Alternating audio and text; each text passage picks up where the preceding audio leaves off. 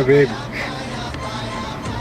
قلت لك الحوار ده قبل كده خلصان، مش هنقعد نعيد ونزيد فيه بقى. عيب عليك، عيب عليك، ده انت اللي في القلب.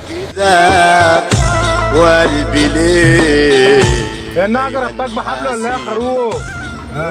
بنقول ايه بقى؟ لا خلاص قشطة، ندخل تاني.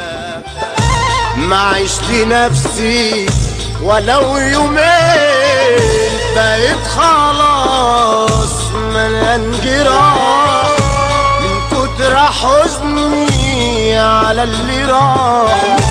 بقيت خلاص مليان جراح من كتر حزني.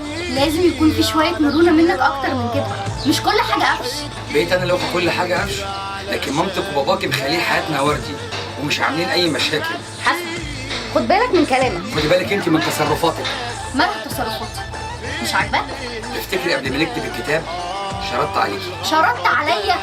اتفقنا اني انا رب البيت والمركب اللي هي الرسام بتاعها. صحيح، بس انت وانا مش رئيسين، وحياتنا مش مركب. ولو انت عايزني بجد ما يبقاش ليا رأي في حياتنا، يبقى في مشكلة كبيرة. انا بقول مش وقتي جنبك وانت دايب من الجيران، كان حبيبك ولا صاحبك؟ هما فين ما الكل راح، كل واحد خد مراده. يا النعجة ربطك بحبل ولا ايه يا خروف؟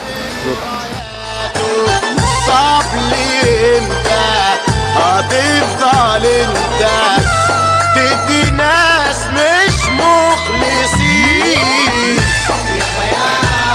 يابا يابا يابا